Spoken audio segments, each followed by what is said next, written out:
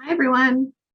Welcome to our social media panel discussion today. We're excited to get all your questions. My name is Hilary-Morgan Watt. My pronouns are she, her. I'm a mid-30s white woman with curly dark blonde hair, and I have a black shirt and some big bronze earrings on today. So we're each going to introduce ourselves, tell you a bit about our projects to kind of get a lay of the land, and then we're going to launch into conversation. And we really hope you ask questions and you can help shape where we take it today. So for next slide, please. So I'm the Director of Digital Engagement for the Arts and Industries Building. I have about 15 years in museums. I was previously managing social media for the Hirshhorn Museum and Sculpture Garden and the National Museum of Natural History. I also teach social media as an adjunct professor at the George Washington University. And I like to say that I've been in social media since Facebook was only for college kids and Instagram didn't have ads, if you want to put a timeline there. So over a decade. My favorite social media platform for work is Instagram, and I like making reels. I'm seeing a lot of great engagement there. But for personal use, it's TikTok.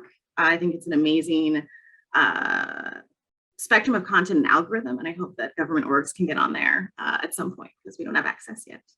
Next slide. So I am on a small but mighty team at the Smithsonian's Arts and Industries Building. You might have not heard of us because we've been closed for about 20 years. It's the Smithsonian's first museum that originally opened in 1881. And the legacy of our building is that it always showed the latest and greatest in tech and new ideas. It had the first cast of a blue whale specimen. It's where there was the largest public display of the light bulb. When the Spirit of St. Louis took its flight, it came back to the States and went on view in our building. When we collected moon rocks, the public saw it first at the Arts and Industries Building. So building on that legacy of historic moments and showing new ideas, we reopened in November with an exhibit called Futures.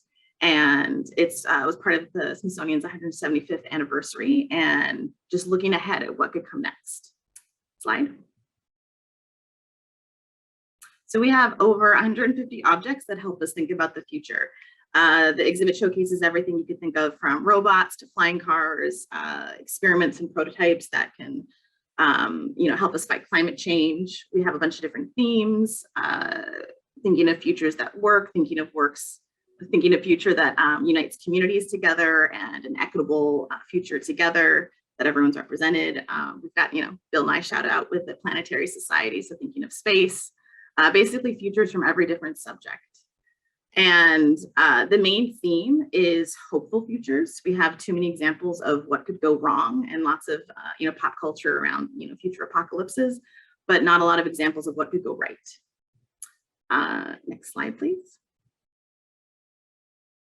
So with social media, one of the great campaigns that I've really enjoyed over the last 8 months or so is our Futurist In Residence campaign. It's like a creator in residence, but since we're future agents, and it's across a big spectrum of fields. So we launched in January with an artificial intelligence researcher, Janelle Shane, and she works with bots and generative text and internet text. And she created a really playful New Year's resolution generator.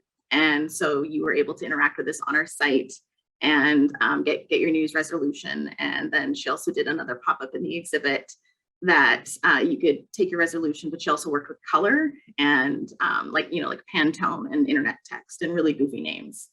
In February, we had Carlos Carmona Medina, an illustrator, and he thought of the history of our building and sort of worked on us as like a time capsule with a series of illustrations that came out each week. And right now in March, we're working with the Cyborg Arts Foundation and introducing the different practices and alterations to their body and exploring senses and their performance. They have a performance on Friday that will culminate the residency. So, thank you. I was speaking too quickly. So this is a residency that's focused on Instagram. It launched as an Instagram campaign, and we since received a grant from the Women's History Initiative to help support. So we're able to have some on-site programming as well. Next slide. And something that was challenging over the last year was basically just that uphill battle of launching a museum, launching a new exhibit, launching a brand that no one knows. Even with the Smithsonian name, that only takes you so far. So any of the audiences that we've built have come from scratch. So it's a really rewarding experience, but it's a really humbling experience. And content-wise, with that theme of hope and finding hope and building hope, that's been hard for a lot of people in the state of the world over the last year. And it's kind of hard to keep chanting that every month with content and programming. People both want it, but people aren't always ready to hear it. So content-wise, that's been a big challenge. And so I'm going to pass it over to Dana.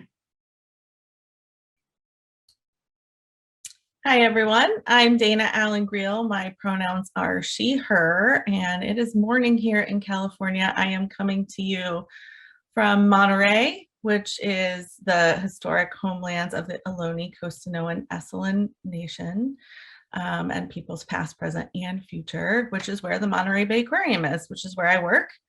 I am the Vice President of Marketing there. And so of our panel, I think I have the least direct management of social media at this point, but I did it for many years, starting in 2008 when I launched the first Twitter account for the Smithsonian National Museum of American History. So Smithsonian folks, hi, I miss you. Always love the Smithsonian, really excited to be here. Next slide, please. I'm going to talk about a couple of fun, interesting things that my team has done over the past 2 years, and I'm trying to tie them to digitization for you. I know we're talking about social, but it's really critical that we have assets that we can use on social media. So this is an example where this was created about a week into the pandemic after we had closed, and the Monterey Bay Aquarium was closed for almost 1.5 years, just for context. So this was called a morning meditation. We released one a day for a week and basically just pulled in our live cams of our exhibits. So our collections are living. People love to kind of zone out, chill out with our jellies. And so we did a guided meditation of different live cams to kind of calm people's nerves during a really, really scary time. And these were incredibly appreciated and popular at the time and continue to be so. One of my favorite reuses of these was during the election, the presidential election. TED Talks used these meditations and streamed them all day just to give the country some sense of, take a breath as we watch what happens here. So we can go to the next slide. Another example of how we tried to digitize our work was, again, during the pandemic. This was a little bit of a stroke of luck in a way that Animal Crossing for Switch came out in, I think, March of 2020. And so we decided to play that game on Twitch, so live streaming our gaming on Animal Crossing, talking about the animals, talking about the aquatic life that you would interact with in that game kind of naturally, but then we also built literally an aquarium inside of Animal Crossing so that we could talk about things like how do we make sure our water quality is good for our animals. So this example shows that we did a live stream with our water quality team and tried to pull in various parts of our staff to engage Animal Crossing fans with sort of the reality of this life. Next slide. We're going to talk at some point later about influencers, so I just wanted to give you a visual of how we've worked with Hank Greene. This is a screenshot from a TikTok where Hank Greene was talking about sort of the challenges of mermaids wearing starfish as bras. And he stated a fact that was slightly incorrect. And so our team used that opportunity to talk about where starfish mouths are, actually we call them sea stars, but where their mouths and where their butts are. People love to talk about butts and snot and all kinds of fun things. So this is a great example of influencer engagement for us. We also have a paid partnership with SciShow, which is Hank Greene's YouTube channel, where we're able to reach his audience with our marine content. Next slide. Anyone who's worked in social media, though, knows it is not all fun and games. So you are not meant to read this. I just want you to get the sense of overwhelm that happens when you post about anything complex or slightly politicized, controversial on social media. For us, Facebook in particular is a challenge. As a science-based institution, we've had to come up with some really strong community guidelines to ensure that we're not spreading misinformation, whether that's about plastic pollution, climate change, our masking policy. You can see on the right where we blocked almost all of the conversation because it was becoming not based in science. So that's a real challenge, and it's something that we need to staff up for so that we can appropriately handle the social care required when we post about science. Next slide. So this is my final slide. Again, this is hard to look at, but what I want to just plug is we're really interested in Discord as a platform. It's one that really takes community engagement and moderation seriously. So some of the other tools like Facebook make it really hard for you to run a page that is full of civil dialogue. And Discord is very much a platform for engaging a community. What you see on the left are a bunch of different channels where people can engage in very specific topics. And we launched our Discord channel only about a month ago. Come follow us if you're interested in exploring that platform. And I think as a social media manager community that this is a really interesting model for the future of what kind of really deep engagement could look like with a smaller community. And with that, I'm going to pass it over to Andrea. Thank you, Dana. Hey everyone, I am Andrea. My pronouns are she, her. I'm a Black woman in my 30s wearing a dark navy button down and hoop earrings, curly hair. I'm the digital media manager at the Baltimore Museum of Art, where I currently oversee our social media platforms, email marketing campaigns, and also support web content management and our virtual programs. Next slide.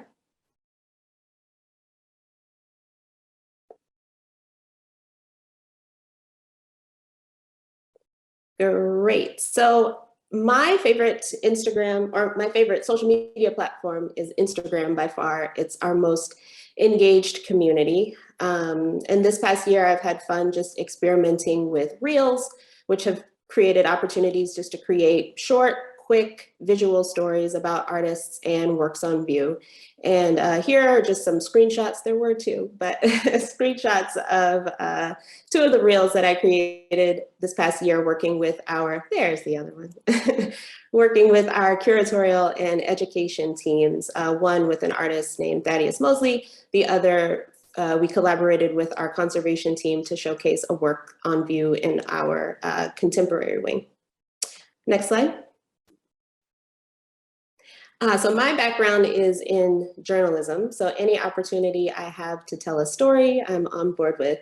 So this was a series that we started in 2020 and continued into 2021 called Women Artists, where I visited artists' studios to take their photo and ask them to respond to the prompt, what does it mean to be an artist?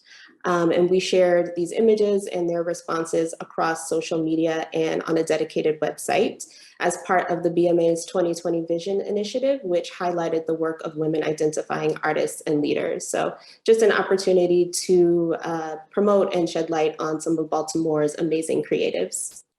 Next slide.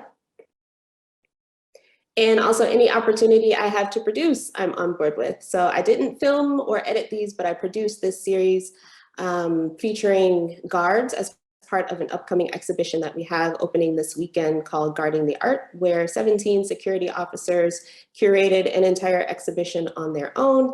And I worked with 4 of those security guards to capture their experiences as guest curators and also as security guards.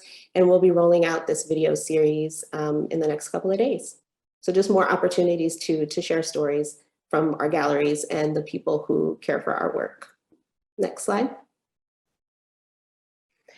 Challenges. So I think the biggest challenge I've had in this past year has just been maintaining creativity during a pandemic. Like many institutions in 2020, we had to shift a lot of our on-site educational and marketing initiatives online. And as a result, we created an entirely new suite of programming from the ground up. So here are just some examples of the things that we put together. We did virtual programs for families, evening programs catered to adults. We collaborated with the National Museum of Women in the Arts on a program.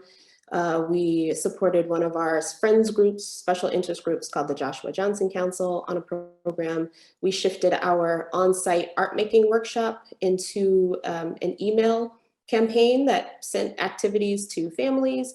And we were also able to redirect funds that would have gone toward an on-site conversation series event. We redirected those funds to offer financial support to Baltimore artists and galleries. So there was a lot happening, and all of these initiatives were necessary and really well done, and we were able to think creatively and to innovate in 2020. But I do think that by the following year, there was a sense of fatigue, perhaps, that settled over my work, and perhaps over our audiences. So for instance, our virtual program attendance numbers, though steady, were not as strong as they were when we first launched these programs. And as a result, we did have to kind of take a step back and assess audience engagement and also staff capacity, because we are a small team. And therefore, certain programs were cut, others phased out, and some we were able to redirect more of our attention to. But I do think that a continued challenge has just been maintaining creativity, maintaining engagement and motivation despite everything that's going on around us. Next slide.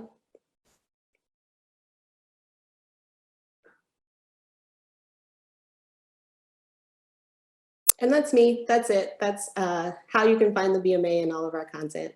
And with that, I will pass it on to Karen. Hello, my name is Karen Vidangos. My pronouns are she, her. I'm a mid-30s olive skin toned Latina with shoulder length black hair, wearing a black turtleneck, and a landscape portrait behind me. Next slide.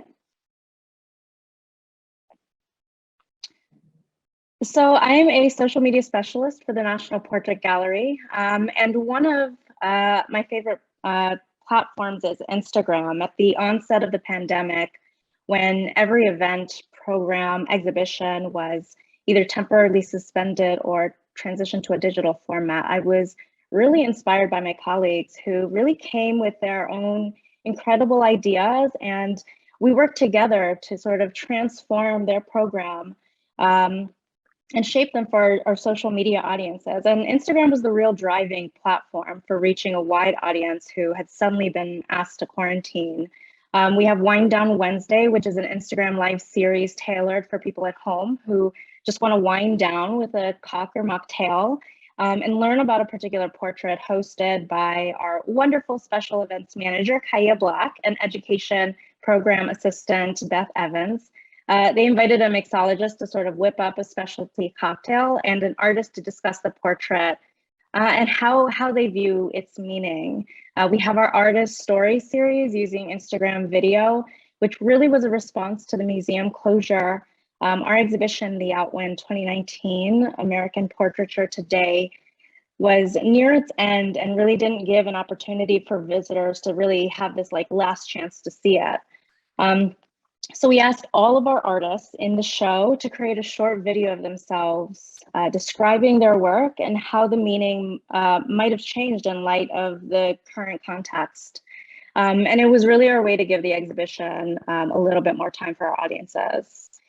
We've had a wonderful partnership with Dana Tai Soon Burgess Dance Company, who responded to our exhibitions and created a performance in our Kogod courtyard. But obviously, we couldn't do these performances when the museum closed. And so at the end of last year, we began sharing the company's performances created in their own studio, which has been really exciting. And finally, right before the pandemic, we were beginning an artist residency with Howard University's architect professor, who's also a wonderful sketch artist, Bradford Grant. And the idea was for him to showcase his work and respond to our exhibitions and our events and programming. But suddenly we found ourselves wondering, how we could still use his ability and his talent now that he could no longer be in the museum. And so we transformed his residency into an exclusive Instagram artist in residency which has been incredibly successful. And he really responded to the local community, DC events and architecture, and really tied it back to the portrait gallery, which has been absolutely wonderful. Next slide.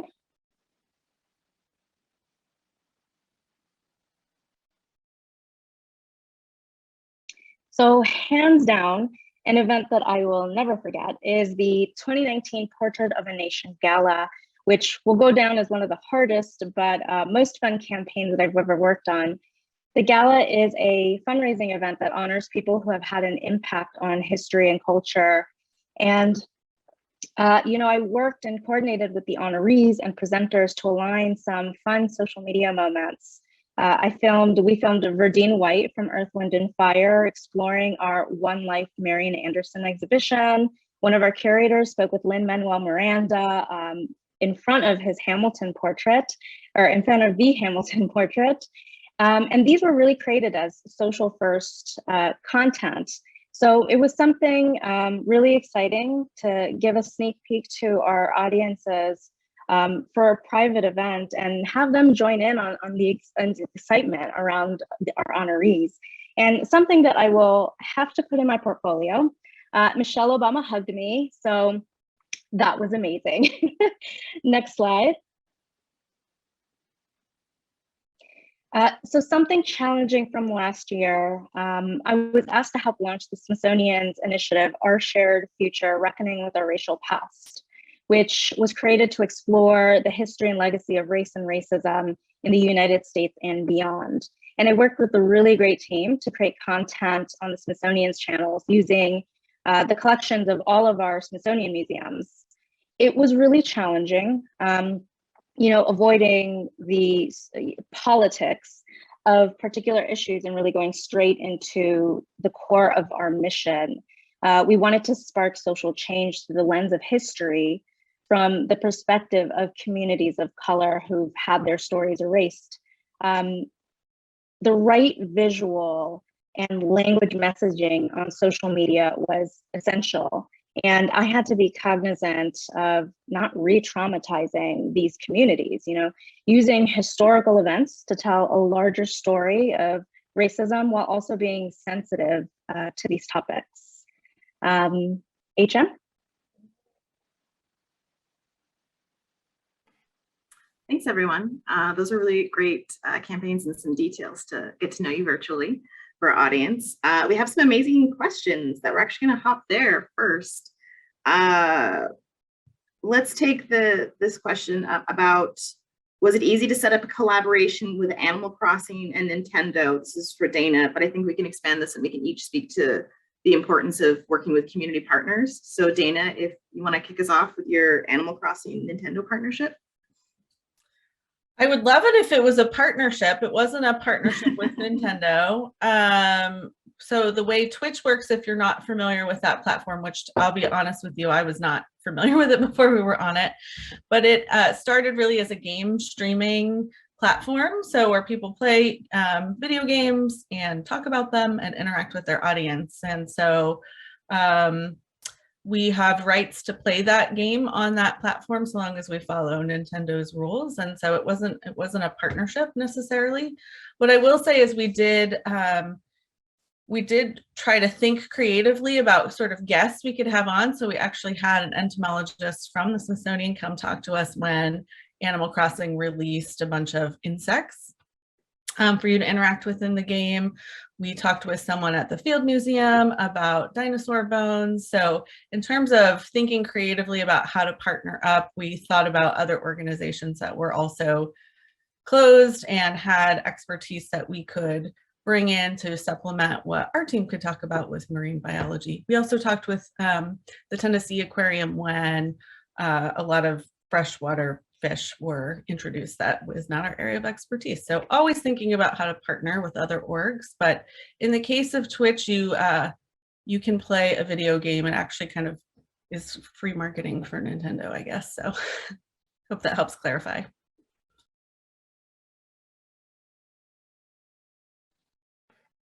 How about Karen or Andrea?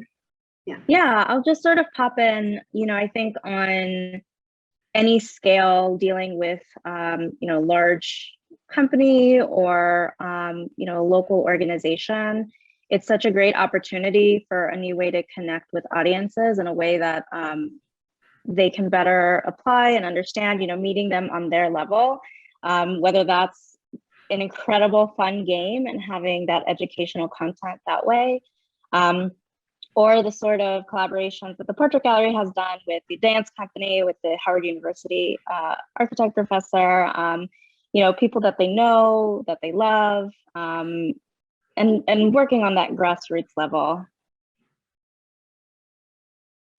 And I'll add, in the past, I've done kind of influencer events or gatherings around ticketed exhibitions or to promote, you know, special events with varying levels of success. And then when I first started at the BMA, we were able to, for instance, get some of those influencers included on our media list, to get those who document art news specifically on social included in press previews and things like that. And I do think that those partnerships definitely help to build trust and interest when you see people sharing your work, people who you trust and are interested in. So I do think they're important. A lot of what I do and enjoy doing is around centering local artists and makers and creatives, like what you saw with the Women Artists series. Baltimore is kind of it's a small-ish city, but it's brimming with a lot of talent. And if I can help get someone's work out there by aligning it with our content strategy through digital curation, then I'm happy to do so. I echo what everyone said. I would just add a few points that if you want to think outside the box and partner with someone, build in more time than you think you need. It will always take longer. People are definitely keen to partner, you know, do an Instagram swap for stories, do a Twitter Spaces chat. Just try to plan as much as you can for longer lead time. And also just like cold call people, you know, DM them, slide into the DMs, ask people, you know, dream big, invite NASA, ask NASA, you know, just like reach out to anyone that you really want to work with. You'd be surprised at who you get back. And that's from brands, that's from individuals, influencers. Celebrities are harder, it's a whole other machine, but definitely dream big. That's Another, oh, please. I was gonna say, that's actually how you and I met. You DM'd me on. And here we are, years later, multiple collaborations. Big fan of the BMA. Can I add to that quickly that I think there's sort of a long history of cultural institutions trying to collaborate on social, and very good advice from Hilary-Morgan on making sure you plan for that. But I just want to observe that audiences, I think, really enjoy watching institutions they love interact with one another. So working with individuals and artists and influencers is awesome, but also just working together as cultural institutions can be really fulfilling and fun, and our audiences love it. Yeah, definitely. Thanks, Dana. And actually, it reminds me, again, for people who are sort of learning in this field, there's a Facebook group, or I guess now a Meta group for museum social media managers. So you should look into that because it's a great place for conversation and planning. Okay, so many questions coming in. How about, how do you ask for budgets for online campaigns? And I think we could all address that, but specifically with Portrait Gallery, how the American Portrait Artist exists. I think they're talking about commissions maybe, which would be a bit different from carrying your campaign work, but if you want to jump in on that. Yeah, so the commission process is actually, you know, I can't speak to that. That's a little bit different and more on the curatorial side. But when working with the artists that we have commissioned, you know, I work in conjunction with the curator, with the artist and anyone who represents that artist, and try to shape a vision that aligns with the both of us. You know, the artists have their own, you know, brand and idea of what their artwork represents to them, what they want it to represent to their audience, and so we want to respect that. You know, and that's, you know, it's the reason why we acquired the work, right? So, you know, I think communication is key. Like Hilary-Morgan had mentioned, ample time is key, because there can be a lot of back and forth as to what that idea is, what that vision is. You know, you sort of jump in with your own ideas and it kind of goes from there, and it may shift, it may radically change. You know, I think working going back to the gala and working with the honorees, that, again, what Hilary-Morgan said, working with on a celebrity level is a little bit more difficult, because we have to keep in mind that some of these personalities have to also be sensitive to the messaging. For example, Michelle Obama, we're very much guided by boundaries, which don't restrict us, but something that we have to keep in mind. And especially at the Portrait Gallery, we have a lot of political figures in our collection. We have the America's Presidents exhibition that can be pretty divisive in our comment section.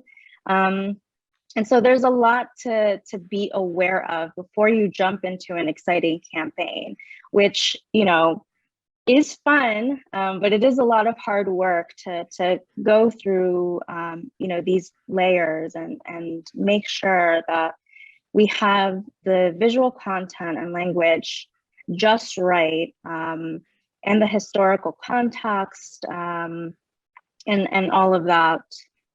So I hope that answered the question. Yeah, I think just a little more on the budget side, we might just round that out with a lot of, like, those campaigns are probably it's co-creation from a curatorial content and programming. So people are going to post and share. It's not like a influencer, writing a check. Like, I think there's a spectrum that people work with. Yeah.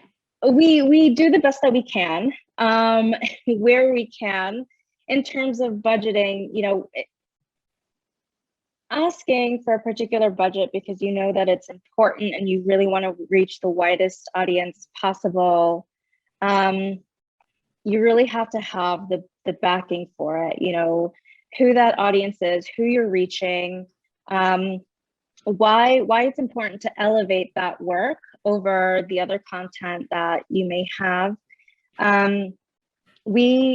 The Portrait Gallery over the years has increased their budget for social media, content promotion budgets. And so we've been very lucky, but we're still sort of shaping what our budget looks like for content, for campaigns. So that's ever evolving for us. But if that's something that you're looking for, if that's, you really want to elevate the work that your great colleagues do through social media, I think it starts with creating a plan. What would it look like if you had the budget? What does that dream picture look like? And showcase that to your team and have them believe in that too, right? Because it's exciting and it's powerful work, and everyone here, I'm sure, does wonderful work. So I wish I could be a little more specific, but again, Portrait Gallery is constantly evolving and thinking through what the funding behind that will look like. Thank you. Dana or Andrea, I don't know if you want to chime in about budget or advocating for budgets. Or even an example of like how you might put money behind a Facebook ad. I think might be helpful. Yeah, I mean, I guess one thing I'll say is many of you may be familiar with Colleen Dillon-Schneider's blog. She works for a company called Impacts. The Monterey Bay Aquarium works really closely with Impacts to understand the value of the various things that we do. So we've known for a long time that what we do on social media helps people recognize us and trust us as a source of information about conservation, but it also drives visitation without us having to say, come visit us. It also influences when people do visit, they say they had a better experience just because they interacted with us on social. That could be because they had a better sense of what to expect, etc. So we do market research to help us understand what is the value and impact of social media, and therefore that helps us know how much to invest in it, both in terms of staffing. So for example, we've invested in staffing for social care because that's a really important component. And what I mean by that is we don't just post on social platforms, we make sure we interact and respond to questions, DMs, etc., which I know is a rare luxury maybe for cultural institutions that don't have a ton of staff to work on social. It also helps us understand where does social fit in when it comes to advertising. So it's a mix of, we want to spend money on staffing to create the content. We want to spend money to boost posts where we need to. and the mix of where to do that, whether it's something related to our year-end fundraising campaign versus we want people to take an action, a conservation action like voting, for example. We try to make sure that we're spending our money in ways that really support our sort of mission critical objectives, and social is always part of that budget, whether it's through advertising, staffing, or other ways to spend that money. Great, thank you, Dana. I'm gonna switch this up, Andrea, if that's okay. We have a lot of great questions that just keep coming in, like rapid fire. I'm gonna bundle a few of them together, which is something that we as a team had sort of discussed in advance of this, sort of what do you wish your other colleagues knew about your role? And I'm gonna match this with someone thanked Andrea for mentioning the fatigue on the role. And someone else has asked about sort of best practices for staffing and like resources and like, what is the team? How many people are doing it? So let's kind of jump into that. Do we have the resources?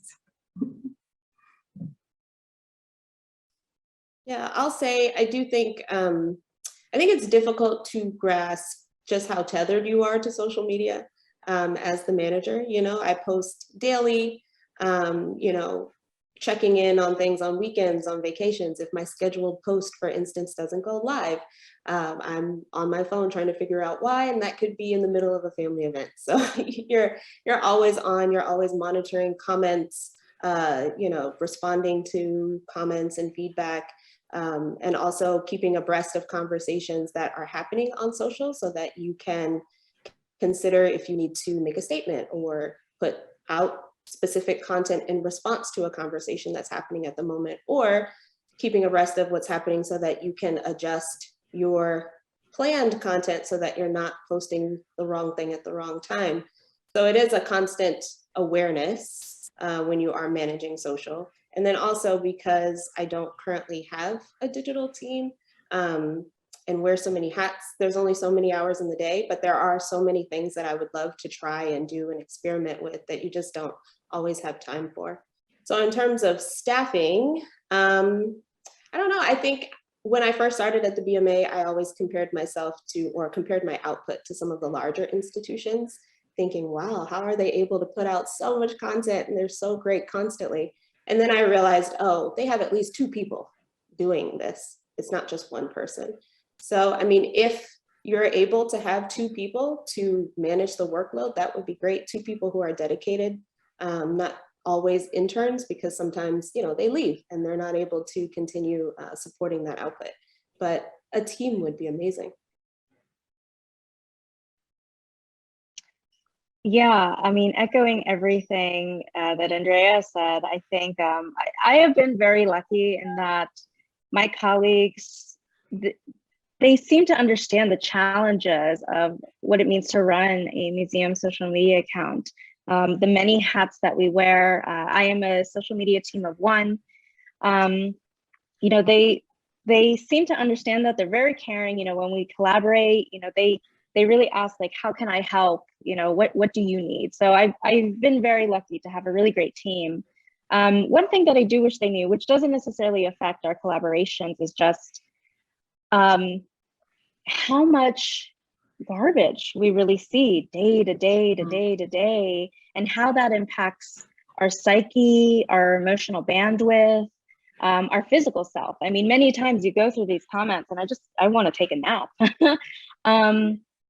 You know, and I'd mentioned this before with the portrait gallery, you know, our portraits can really cause people to have strong emotions. And, you know, we do have comments and opinions that are fair, and, you know, people have every right to express them, but that also comes with racism, insensitivity, and having to sort of sort through that constantly is really draining. Yes, all those things. Social media, I think, is one of the hardest jobs that I'm aware of in cultural institutions, because it will never be enough. There's always a new platform. There's always more you could do. And that's exhausting, especially for the wonderful overachievers we often have in these positions. The emotional toll that Karen is talking about is real, and finding ways to take breaks and give your staff time away to process that. I think the other thing that's super important is making sure your social media staff have a real seat at the table when decisions are being made, not just about sort of communications decisions, but policy decisions. Have your social media person part of planning your exhibits, what you're collecting, because they're going to be able to flag for you because they're so tapped into the community day to day. They're going to be able to flag for you issues that maybe others aren't going to see and help you be prepared for that. So as much as you can, using your social media staff and trusting them that they know the audience and taking that seriously as you make decisions as an institution would be kind of my big push. Yeah, I would just obviously echo all of these brilliant women and everything that they said. And something that we talked as a team about is that as social media, you're, the first online greeter, you're the first line of defense. You're also kind of working in the role as representation of the moral compass of your museum and everyone involved in it and every decision that's made. And that's just pretty heavy for the responsibility you feel of every word is precious. And whether or not, to Dana's point, you're in the room for conversations and things that we say and statements that we make. So just something to think about. Continuing with content, some more audience questions. Thoughts on the types of storytelling that you do with the balance of, objects, exhibits, and highlighting staff and back of house staff and experience with that, thoughts on that.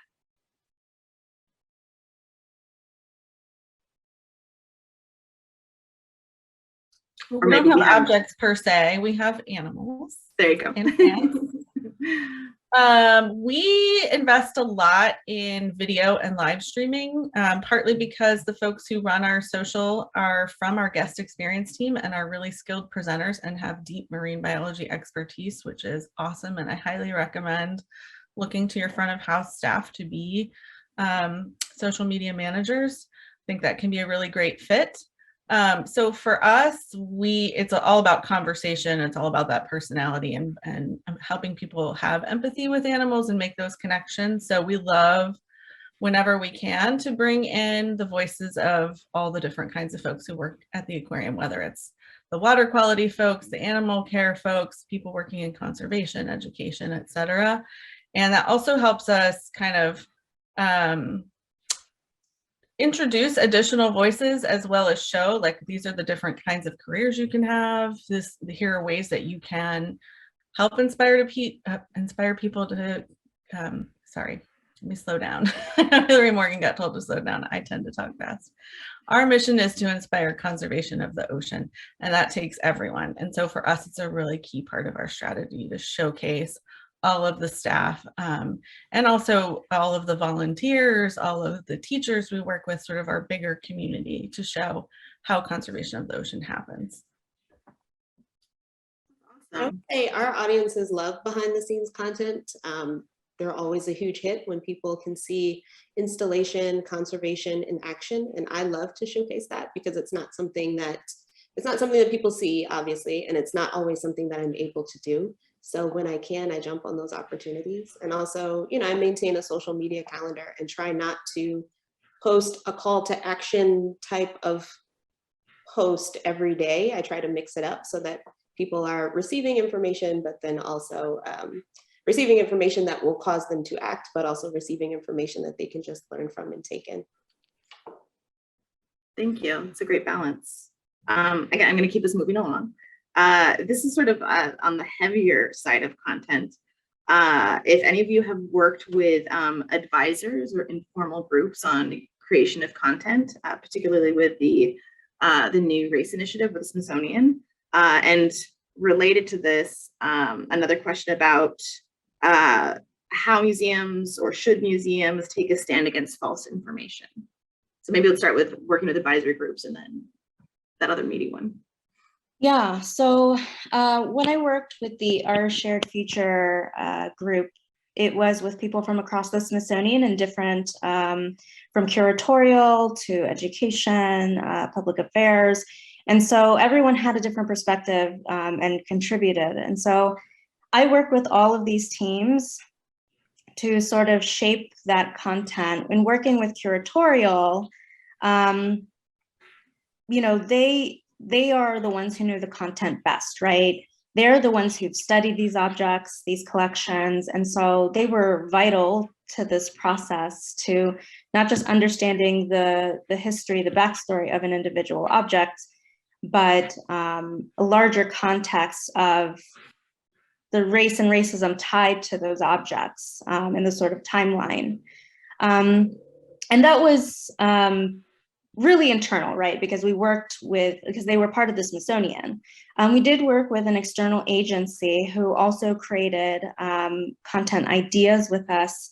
And I think the one takeaway from that was really, when you are either vetting or currently working with an agency, is to make sure that they understand not just that particular campaign or initiative, but the museum-wide mission and goals. You know, that was crucial. The Smithsonian, it works on many different levels here. You know, they're not just an educational institution, they're a partially government-funded set of museums.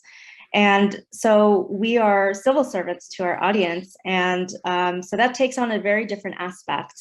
And agencies need to understand that. They need to understand the care of our collections, even down to the terminology that we use. I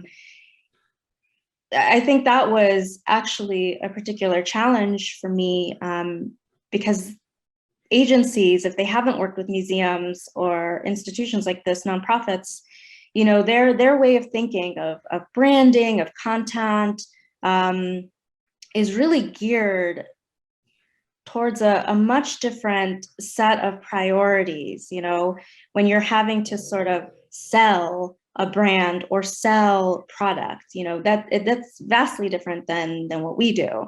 And so it can be a learning curve, which is fine, but at the end of the day, they really have to understand what the Smithsonian's goals are, and that education, that historical context, rules above all. You know, we're not trying to sell something, right?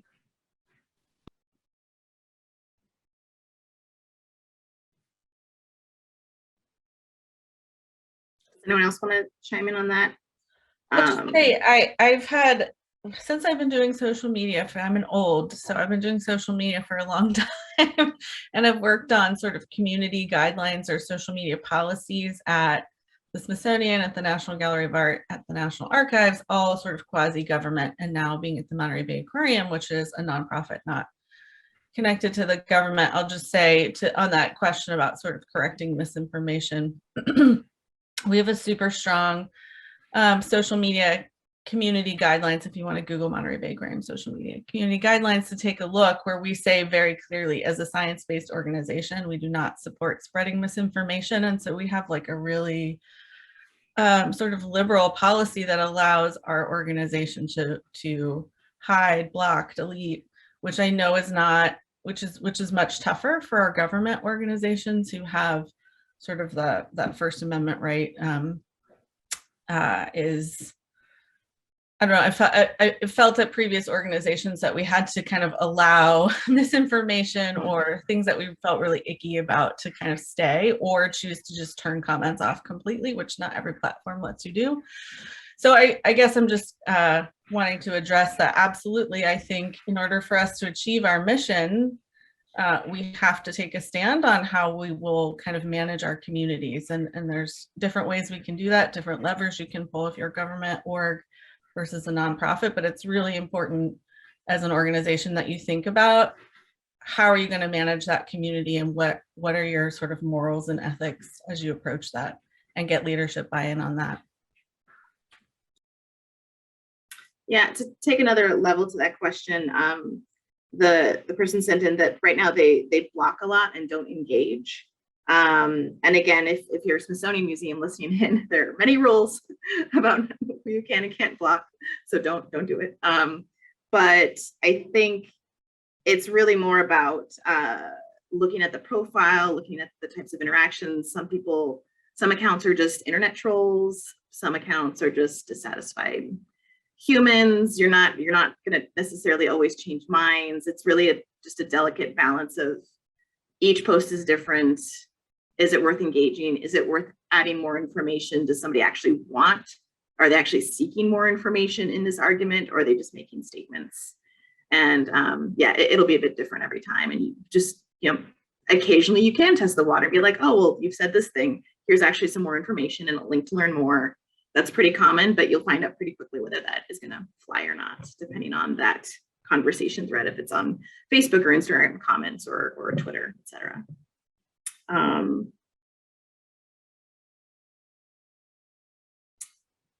This is kind of a fun question. Someone suggesting that museums are spaces where visitors take time, lots of slow looking rather than an immediate reaction, and that social media might have a faster pace or more of a sense of urgency.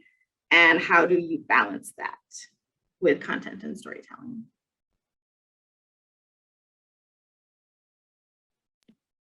Well, I'll speak on the race initiative again.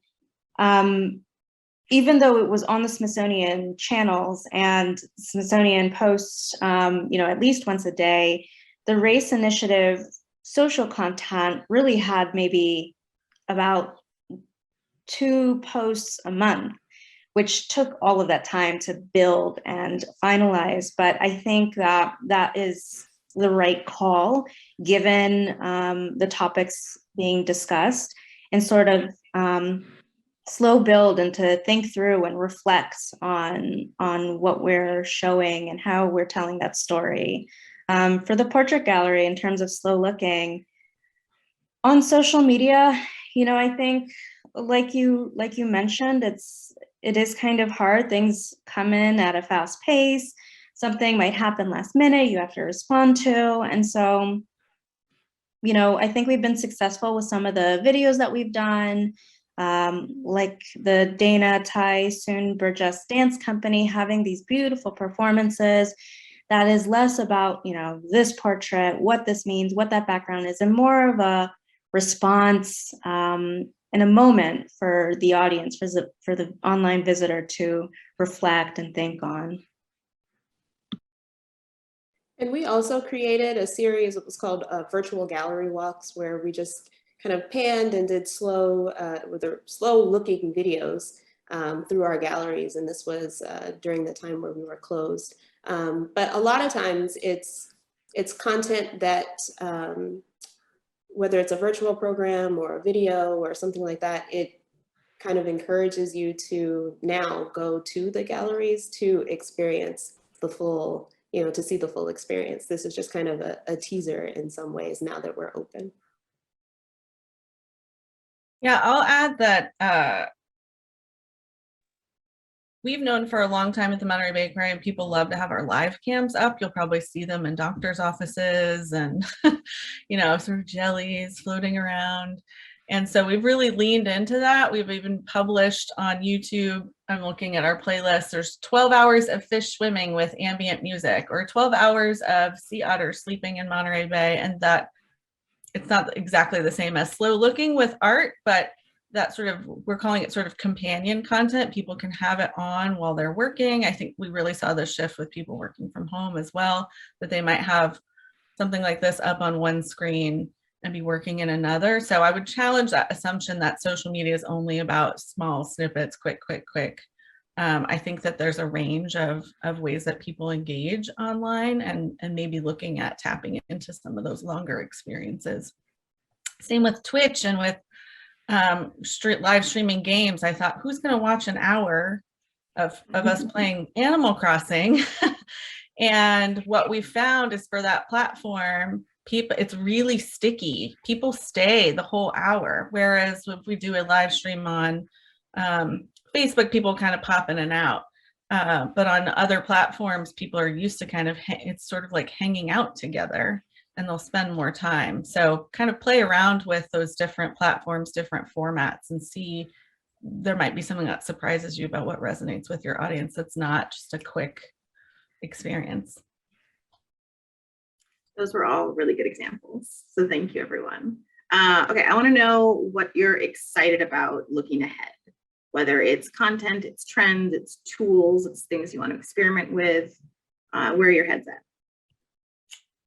Well, I'm actually loving what Dana's doing at the aquarium using Twitch and Discord. That's super exciting. So I definitely want to learn more about that. But I'm also really curious as to how museums now and in the future are going to use the metaverse to really interact with their collections, how people see, visually touch, and experience the objects. The virtual touch will solve all of our problems with visitors, right? Andrea? I'm interested in that also. And also I would like to experiment more with some of these audio spaces. I know that that is not aligned with our very visual approach to an art museum, but I am interested in like Twitter spaces for conversation. Yeah, I'm gonna jump on the Twitter Spaces bandwagon. That's I've really enjoyed it. I've dipped my toe and I've used it a few times with different partners, and it's like it's audio, and you have a host and a couple different speakers, and people can raise their hands to participate. And it's considered, they describe it as like an audio of a dinner party or like a live podcast. And I think you don't run into the same issues with, the quality of video because it's just audio, and it's just a more casual format. I've really enjoyed that. Dana, anything you want to add? Yeah, I mean, my answer is colored by my role as VP of Marketing and being responsible for earned revenue. So I'll just say I'm really looking at, and my background, 2 decades of online outreach for learning, and wanting to combine the opportunities we started seeing during the pandemic where people wanted to just support us as an organization because they loved our content. So whether that's little fundraising modules on YouTube videos, or having sort of a Patreon model for where people can show their support for us and we're giving them something back with a learning opportunity and with content. I'm always careful of that balance of, we don't want to gate our content and make it something that's not accessible, right? Like we want the widest possible audience, but also I think we're really seeing this opportunity where people want to support us sort of as virtual members. They want to be part of what we're doing because of the content we're creating, and how can we make that something that's both good for our organization and also makes people feel part of something. So I'm interested just overall in those kind of newer models of support for organizations that are tied to digital content. I'm really glad you included that, because obviously the Smithsonian museums are free, and BMA, you're free except for special exhibitions, right? Yeah, so actually you get to balance both of those worlds. Yeah, it's we're a free admission, and so it is, people are definitely looking forward to coming back on site and engaging in our collection and in some of our programs. And also at the same time, we do have to sell tickets for our special events and exhibitions. So yeah, it is a balance of both worlds. Great. Well, we're wrapping up in just a few minutes. We had a question about if any of us are working or thinking about foreign audiences and content in other languages, if anyone's had experience with that.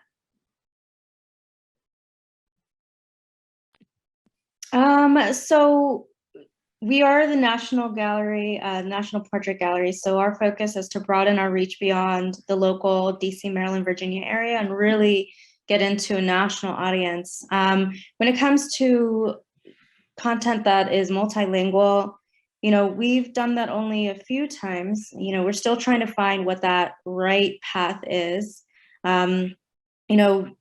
Doing both English and Spanish content. And so we're still figuring it out. I've reached out to a few other colleagues and other institutions who have done it and done it successfully. But it is still a work in progress, because we really do want to serve those communities in the best way possible. We don't want to just experiment with it and just play with it live, right? And so we're still sort of working through what the best way forward is to serve multilingual communities. I'll Same add being in, oh, go ahead, Andrea. Yeah. Same at the BMA. We have a group that is underway, just kind of taking inventory of our content on site and online to make or determine best practices for how to make our content a lot more accessible. So it's something that is underway. I was just going to add the context of being in California. Multilingual audiences are really important to us, even just in our state. So we have tried various things over the years, and the aquarium has had a big commitment to what formerly used to be called Hispanic marketing, now is Latina outreach, and how that works. So we used to have some Spanish language social media channels. They did not perform great for us, and partly that might have been the staffing model, right? We had multiple people working on our English language. We had one person part-time working on our Spanish language who didn't have the marine bio background. And so it's hard to know if that person was really set up for success, and could we have done that differently? But we've also got market research that showed our English language content was reaching and resonating with our Latina audiences. So we decided to discontinue those a few years ago. But we're sort of, everything old is new again. We are opening a new exhibit actually next week. Super exciting about the deep sea. And that exhibit is fully bilingual, English and Spanish. And so we're launching our very first online exhibition in English and Spanish, and working out a plan really focused around marketing that resource to Spanish language speakers. But I think there'll be a lot of playing around with what that means on social as well. So I guess to be continued. Always something new to learn on the best way to do this and the best way to resource it properly. Great. Thanks so much, everyone. I think we're at time. I think we're standing between everyone and their lunch break, but the tech team can let me know. I know we might be leaving soon, but I will jump in to say that the Portrait Gallery has done amazing work at the museum to have exhibitions and our collections bilingual with bilingual labels. So we have something going there that I really want to pull onto social, but I love that we're doing that.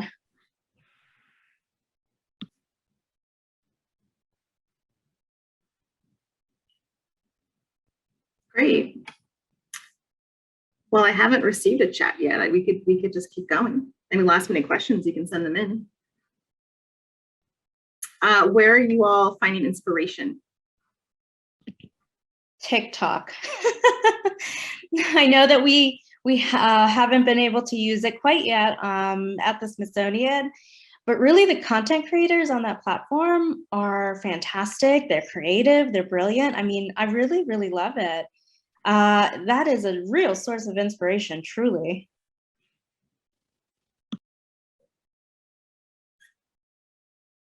Well, I agree absolutely with TikTok. It's fascinating.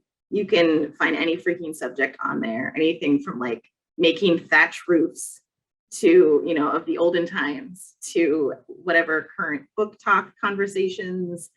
It's everything, making of everything. I'm also lucky with teaching at GW, and I have a social media course this semester, and we're learning all about social media and developing strategy, you know, everything from marketing to crisis management. And it's cheesy, but I'm totally like hopeful for the next generation of museum pros.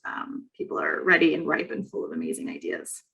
And just thinking outside the box. It's so refreshing to be around people that have a completely different lens from you.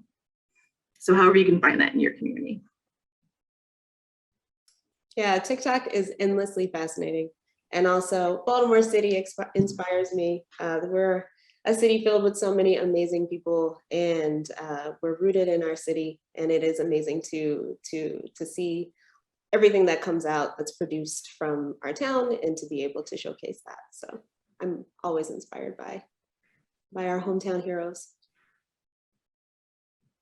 Love that. I have worked in museums and cultural institutions now for a long time, and I just love being around nerds. Like, I'm constantly inspired by the people I work with, their depth of knowledge, just the kinds of things that people are really hyper focused on and are able to, I don't know, make so fascinating that you never thought you would be interested in.